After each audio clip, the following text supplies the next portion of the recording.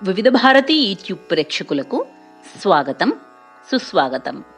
చందమామ కథలలో భాగంగా ఈరోజు మనం వినబోయే కథ పేరు బంధువులున్నారు జాగ్రత్త. ఒకానొకప్పుడు సూర్యాపురం అనే గ్రామంలో రంగధాముడు అనే దానశీలి ఉండేవాడు. ఆయన మొదట్లో గొప్ప ధనవంతుడే అయినా ఆయన భవిష్యత్తు గురించి ఆలోచించకుండా దానాలు చేయడం వల్ల కొద్ది కాలంలోనే పేదవాడు అయిపోయాడు. ఆయన వల్ల ఎక్కువ ప్రయోజనం పొందిన ఆయన బంధువులు గ్రామంలోనే ఉండి కూడా వాళ్లలో ఒక్కరూ రంగధాముణ్ణి ఆదుకునేందుకు ముందుకు రాలేదు. పైగా వాళ్ళు రంగధాముడి మీద దుష్ప్రచారం కూడా ప్రారంభించారు.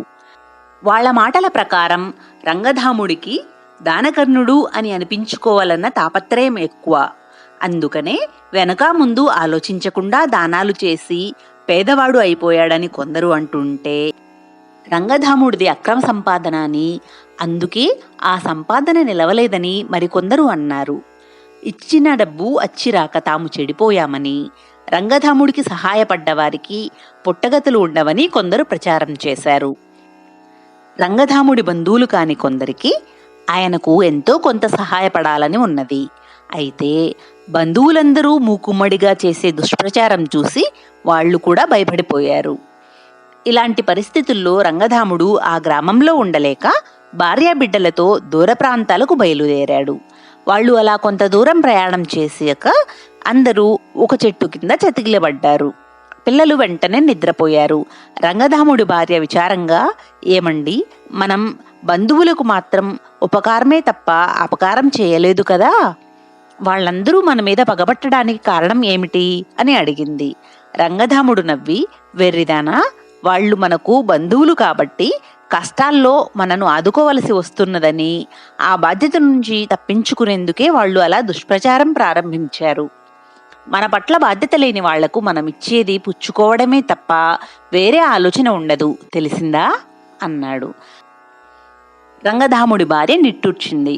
కాసేపటికి ఆమె కూడా నిద్రలోకి జారుకుంది. రంగనాథుడికి కూడా చిన్న కునుకు పట్టింది. ఆ కునుకులో ఆయనకు ఒక కల వచ్చింది. ఆ కలలో ఒక సాధువు కనిపించి, వెనుక ముందు ఆలోచించకుండా అడ్డమైన వాళ్ళందరికీ దానాలు చేయడం వల్ల నీకు ఈ గతి పట్టింది. అయితే ఏం, నువ్వు చేసుకున్న పుణ్యం ఉట్టినే పోదు. అది రాగి ఉంగరంగా మారి ఈ చెట్టు త్వరలో ఉన్నది. నువ్వు ఆ ఉంగరాన్ని ధరిస్తే రోజూ నువ్వు కోరినంత డబ్బు ఇస్తుంది. కానీ ముందుగా నువ్వొక పని చేయాలి. ఉంగరాన్ని ధరించి ఇక్కడికి దగ్గరలో ఉన్న కోనవరం చేరుకో. అక్కడ రచ్చబండ దగ్గర 10 మంది మనుషులు ఉంటారు. వాళ్లలో ఒక్కడు మాత్రమే నీకు బంధువు. నువ్వు గుర్తిస్తే నీ వేలుకు ఉన్న ఉంగరం బంగారం ఉంగరంగా మారిపోతుంది. ఆ క్షణం నుండి అది నీకు రోజు నువ్వు కోరినంత డబ్బు ఇవ్వగలుగుతుంది. తెలిసి కూడా అపాత్రదానం చేయనంత కాలం ఉంగరం మహిమ అలాగే ఉంటుంది. ఎప్పుడైతే ఉంగరం తిరిగి రాగి రంగులోకి మారుతుందో అప్పుడు దాని మహిమ పోయినట్లు. నీ బంధువుల ఇంట నువ్వు ఒక్క రాత్రి మాత్రమే గడపాలి. మీ స్వగ్రామానికి వెళ్ళిపోవాలి. తరువాత వెంటనే బయలుదేరు త్వరగా అన్నాడు సాధువు. ఉలిక్కిపడి లేచిన రంగధాముడికి వెతికి చూస్తే చెట్టు త్వరలో నిజంగానే రాగి ఉంగరం కనిపించింది. అది ఆయన ఎడమచేతి చూపుడు వేలుకు సరిగ్గా సరిపోయింది.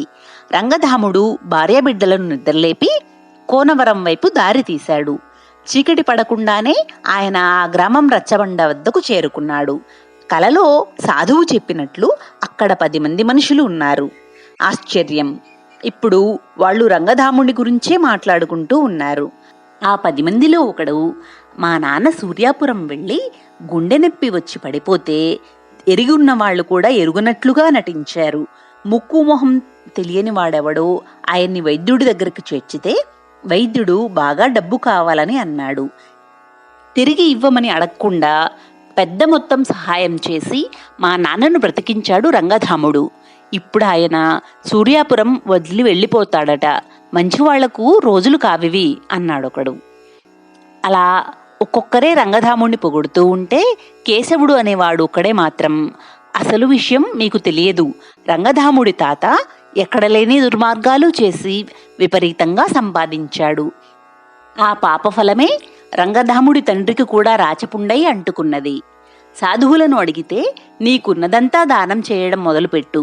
నువ్వు దానం చేసిన డబ్బులో న్యాయంగా ఆర్జించినది ఒక్క రాగి నాణెమున్నా సరే నీ తాత చేసిన పాపం పూర్తిగా పోతుంది అని రంగధాముడికి చెప్పాడు. ఆ విధంగా ఆయన దానాలు ప్రారంభించాడు. దానాలైతే చేస్తున్నాడు కానీ బుద్ధులు మారవు కదా. న్యాయంగా ధనార్జన చేయటం ఆ వంశంలోనే లేదు. అందువల్ల రంగధాముడి తండ్రి రాజపుండుతో పోయాడు. ఆయన పేదవాడైపోయాడు అని అన్నాడు. ఓ, అదా సంగతి. బాగా చెప్పావు కేశవ. లేకుంటే మేమంతా నిజంగా ఆయన గొప్ప దాత అనుకునేవాళ్లం అని అన్నారు మిగతా వాళ్ళందరూ. అప్పుడు రంగధాముడు కేశవుణ్ణి సమీపించి, నాయనా, నా పేరు రంగధాముడు. కోనవరంలో నాకు బంధువులున్నట్లుగా తెలియదు. పోలికను బట్టి నువ్వు తప్పక మా బంధువు అయి ఉంటావని తోస్తున్నది అని అన్నాడు. ఆ వచ్చినది రంగధాముడని తెలియగానే కేశవుడు తప్ప మిగతా వాళ్లందరూ ఆయనకు అప్రయత్నంగా భక్తిభావంతో నమస్కరించి, అయ్యా, తమను గురించి చాలా విన్నాం. మా అదృష్టం కొద్దీ మీ దర్శనమైంది. తమ బోటి గొప్పవారికి కష్టాలు రావడం మాకు విచారం కలిగిస్తున్నది. తమకు మేము ఏ విధంగా సహాయపడగలమో చెప్పండి అని అన్నారు. ఆ సమయంలో రంగధాముడు తన ఎడమ చేతి వైపు చూసుకున్నాడు. చూపుడు వేలికి ఉన్న రాగి ఉంగరం బంగారు ఉంగరంగా మారిపోయి ఉంది. ఆయన వాళ్ళందరితోనూ, బాబులు, నేను దేనికి ఒకరి సహాయాన్ని కోరేవాణ్ణి కాను. మంచి పనులు చేసేవారిని ఏ కష్టాలు బాధించవు. మీలో ఎవరికైనా డబ్బు అవసరం ఉంటే చెప్పండి, నేనే ఇస్తాను. నాకే సహాయమూ వద్దు అన్నాడు. వెంటనే వారిలో ఒకడు కళ్ళనీళ్లతో, నేను షావుకారుకు 100 వరహాలు బాకీ పడ్డాను. వడ్డీతో కలిపి ఇప్పుడు అది 500 అయింది. రేపటికి బాకీ తీర్చకపోతే షావుకారు నా పొలం స్వాధీనం చేసుకుంటానని అంటున్నాడు అని అన్నాడు. ఆ వ్యక్తి మాటలు విని రంగధాముడు, నువ్వు షావుకారుణ్ణి తీసుకుని రాత్రి మా ఇంటికి రా. మా ఇల్లంటే ఇదిగో ఈ కేశవుడి ఇల్లే. ఇవాళ్టికి నేను అక్కడే ఉంటాను అని అన్నాడు. రంగధాముడు మళ్లీ సంపన్నుడయ్యాడని కేశవుడికి అర్థమైంది. వాడు భక్తిభావంతో ఆయనకు నమస్కరించి, నువ్వు నాకు పెదనాన్నవవుతావని నాన్న చెప్పాడు. పద, ఇంటికి వెళదాం అని అన్నాడు. జరుగుతున్నదంతా రంగధాముడి భార్యాబిడ్డలకు ఆశ్చర్యంగా ఉన్నది. అయితే ఆ రాత్రి రంగధాముడు కేశవుడి ఇంట్లోనే ఉండి ఆ గ్రామంలో డబ్బు అవసరమున్న చాలామందికి సహాయం చేశాడు. ఎడమ చేతి చూపుడు వేలికి ఉన్న బంగారు ఉంగరం ఆయనకు కోరిన డబ్బు ఇస్తున్నది. ఆ విషయం రంగధాముడు భార్యకు చెప్పాడు. మరునాడు రంగధాముడు తిరిగి సూర్యాపురానికి ప్రయాణం అవుతూ ఉండగా కేశవుడు తండ్రి ఆయన దగ్గరకు వచ్చి, అన్నయ్య, కూతురు పెళ్లికి 2000 వరహాలు తక్కువ అయ్యాయి. నీ వంటి వాడు సహాయపడకపోతే పెళ్లి ఆగిపోయేలా ఉన్నది అని అన్నాడు. నేను నీకు తప్పక సహాయపడతాను. వెంటనే గ్రామాధికారి వద్దకు వెళ్ళి రుణపత్రాలు రాయించుకుందాం పదా అన్నాడు రంగధాముడు. రుణపత్రమా అంటే నువ్వు నాకు సహాయం చేయవన్నమాట, అప్పు ఇస్తావన్నమాట, అవునా అన్నాడు కేశవుడి తండ్రి తెల్లబోయి. సహాయం పుచ్చుకునేవాడు బిచ్చగాడవుతాడు. నా బంధువుల్ని, స్నేహితుల్ని బిచ్చగాళ్లుగా చూడలేను కదా, అందుకే అప్పు ఇస్తాను అన్నాడు రంగధాముడు. పోనీ అప్పు ఇస్తే మాత్రం అయిన వాళ్లకు పత్రాలెందుకు, నోటి మాట చాలదా అన్నాడు కేశవుడి తండ్రి. నువ్వు ఎవరికైనా నోటి మాట మీద అప్పు ఇచ్చి చూడు, నా బాధ తెలుస్తుంది నీకు అన్నాడు రంగధాముడు. కేశవుడి తండ్రి మౌనంగా ఊరుకున్నాడు.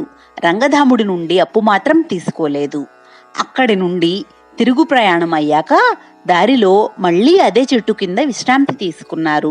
రంగధాముడి పిల్లలు నిద్రపోయారు. అప్పుడు రంగధాముడి భార్య భర్తను, అందరికీ సహాయం చేసిన మీరు మీ తమ్ముడికెందుకు సహాయం చేయలేదు అని అడిగింది.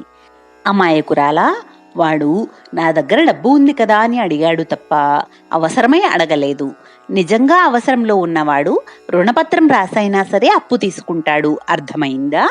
తెలియని వాడైనా సరే నన్ను సహాయం అడిగాడంటే వాడు నిజంగా అవసరంలో ఉండి ఉండాలి. కొందరు మోసగాళ్లు కూడా ఉండి ఉండొచ్చు, కానీ మనకు తెలియనంతకాలం ఎవరినీ మోసగాళ్లుగా భావించకూడదు. అలా భావించడం వల్ల ఎందరో మంచివాళ్లకు కూడా సహాయం పడలేకపోతాం. ఇక బంధువులు, స్నేహితులు అంటావా, వాళ్లకు రుణపత్రాలు లేకుండా అప్పు ఇవ్వడం మంచిది కాదు, అర్థమైందా అన్నాడు రంగధాముడు. ఆ సమాధానానికి తృప్తిపడి రంగధాముడి భార్య నిద్రపోయింది. తరువాత రంగధాముడు కూడా నిద్రలోకి జారుకున్నాడు. అప్పుడు కలలో మళ్ళీ సాధువు కనిపించి అడిగిన వాళ్ళందరికీ దూరాలోచన లేకుండా చేసిన నీ పాత దానాల కంటే బుద్ధి కలిగి చేసే ఇప్పటి నీ దానాలే గొప్పవి. కోనవరంలోని బంధువుని గుర్తించగానే నీకు బుద్ధి వచ్చినట్లు తెలిసింది నాకు. ఇక మీదట కూడా ఇదే విధంగా నువ్వెన్ని దానాలు చేసినా పేదరికం నీ దరిదాపులకు రాదు అని సాధువు మాయమయ్యాడు. తరువాత సూర్యాపురం చేరుకున్న రంగధాముడు ఎంతో కాలం మంచి పేరు ప్రతిష్టలతో సుఖంగా జీవించాడు. తరువాయి భాగంలో ఇంకొక కథను విందాం. సర్వే జనా సుఖినో భవంతు, లోకా సమస్తా సుఖినో భవంతు. ఓం శాంతి శాంతి శాంతి.